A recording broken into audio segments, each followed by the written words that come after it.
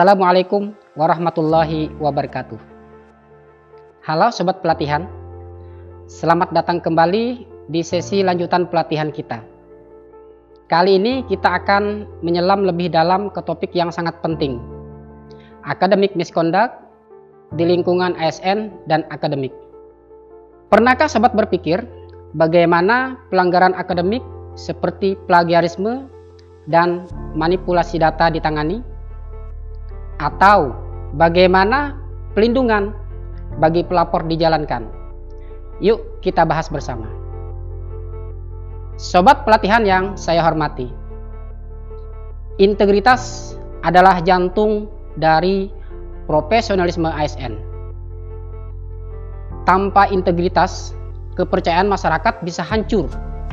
Maka penting sekali ada sanksi yang tegas untuk menjaga keadilan dan mencegah adanya pelanggaran. Sobat pelatihan, perlu diketahui bahwa pelanggaran akademik memiliki beberapa jenis kategori sanksi, yaitu yang pertama ada jenis sanksi ringan. Sanksi ini bisa berupa teguran lisan seperti sengaja terlambat mengumpulkan nilai siswa atau mahasiswa. Kemudian sanksi dengan bentuk teguran tertulis, misalnya tidak menghadiri rapat keputusan akademik tanpa keterangan. Dan ada juga sanksi pernyataan tidak puas secara tertulis, contohnya lalai dalam pengawasan ujian. Kemudian ada jenis sanksi sedang, berupa sanksi penundaan gaji berkala, seperti memberikan nilai tanpa dasar penilaian yang jelas. Bisa juga sanksi dengan penundaan pangkat, misalnya melakukan kolusi dalam penugasan akademik. Bahkan sanksi juga bisa berupa dengan penundaan pangkat 1 tahun, bahkan sanksi juga bisa berupa dengan penurunan pangkat 1 tahun. Contohnya dengan memfasilitasi kecurangan ujian. Kemudian yang ketiga ada jenis sanksi berat. Sanksi ini dapat dikenakan berupa penurunan pangkat 3 tahun. Seperti melakukan plagiarisme berat dalam karya ilmiah. Dapat juga diberikan sanksi pemberhentian dengan hormat. Contohnya memalsukan ijazah ataupun sertifikat. Bahkan sanksi dengan pemberhentian tidak dengan hormat, misalnya menjual soal ujian dan nilai, atau ghostwriting karya akhir. Tentu, semakin berat pelanggarannya, maka semakin besar dampaknya, baik untuk pelaku maupun institusi. Sobat pelatihan, proses penegakan sanksi bagi pelanggar dirancang dengan sangat hati-hati agar adil dan transparan. Ada 3 tahap utama. Yang pertama ada tahap pelaporan. Laporan diterima dari berbagai sumber, baik unsur internal maupun eksternal. Perlu adanya verifikasi bukti awal dengan menggunakan sistem pelaporan. Penyampaian ke Komite Integritas Akademik atau tim investigasi. Kemudian yang kedua ada tahap investigasi.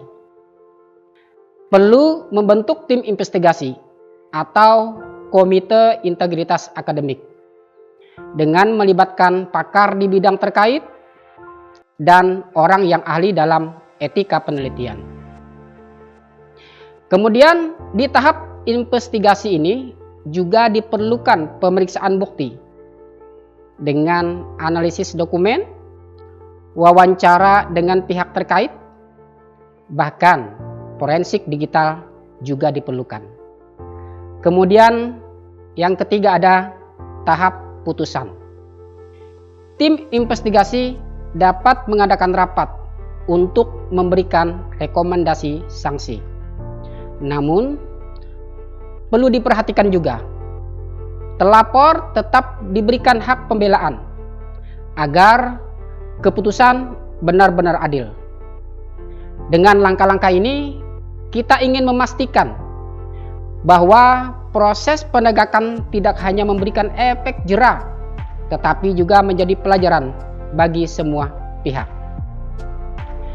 Sobat pelatihan, tentu sanksi bukanlah akhir dari segalanya. Fokus kita juga ada pada upaya pembinaan, yaitu yang pertama adalah upaya preventif. Melalui sosialisasi secara berkala terkait dengan integritas kerja, atau juga dengan melakukan penguatan sistem deteksi dan peningkatan pengawasan, dan juga penerapan reward system. Kemudian yang kedua ada upaya rehabilitasi, yaitu bisa melakukan pendampingan penulisan karya tulis ilmiah dan mentoring oleh atasan atau senior yang berpengalaman, serta mengadakan workshop integritas akademik. Kemudian upaya yang ketiga adalah reintegrasi, yaitu dengan memberikan kesempatan untuk pembuktian diri, juga mengadakan program pengembangan kompetensi dan memberikan penugasan bertahap, serta melakukan evaluasi kinerja berkelanjutan. Tujuan akhirnya adalah menciptakan ASN dan lingkungan akademik yang lebih baik dengan budaya kerja yang berintegritas tinggi. Sobat pelatihan, bagaimana jika kita menemukan pelanggaran akademik? Tentu, berani melapor adalah langkah yang besar yang harus didukung dengan pelindungan maksimal. Berikut ada 4 bentuk perlindungan bagi pelapor. Yang pertama, kerahasiaan identitas. Karena itu, pelapor hendaknya tidak perlu takut akan pembalasan. Dengan whistleblowing, identitas pelapor dijaga ketat melalui sistem pelaporan yang anonim dan terenkripsi. Hanya pihak yang berwenang yang memiliki akses terbatas ke informasi ini. Yang kedua ada jaminan hukum. Melapor tidak hanya aman, tetapi juga dilindungi oleh hukum.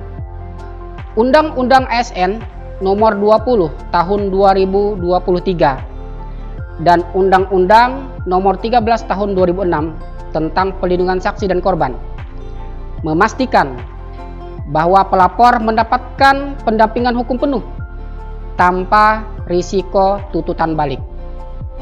Kemudian yang ketiga ada bentuk pelindungan. Pelapor hendaknya juga dilindungi secara administratif. Tidak ada mutasi atau evaluasi kinerja yang merugikan mereka. Bahkan, keluarga pelapor dijamin aman dari ancaman fisik maupun non-fisik. Kemudian yang terakhir, ada dukungan psikologis. Kita memahami bahwa melapor bisa menjadi pengalaman yang berat secara emosional. Karena itu, sobat pelatihan, yang melapor akan mendapatkan konseling dengan dukungan psikologis untuk memastikan mereka tetap kuat dan percaya diri. Seperti kata bijak, kebenaran akan selalu menemukan jalannya. Berani melapor adalah bukti nyata keberanian untuk menjaga integritas. Sobat pelatihan, sebagai kesimpulan dari materi ini, menjaga integritas akademik bukan sekadar tugas, tetapi komitmen untuk masa depan yang lebih baik. Dengan penegakan sanksi yang tegas dan pembinaan berkelanjutan, serta pelindungan bagi pelapor, kita bisa menciptakan lingkungan kerja yang adil dan terpercaya. Terima kasih telah belajar bersama. Tetap semangat dalam mengembangkan kompetensi dan keterampilan. Maju, mandiri, pintar bersama. Assalamualaikum warahmatullahi wabarakatuh.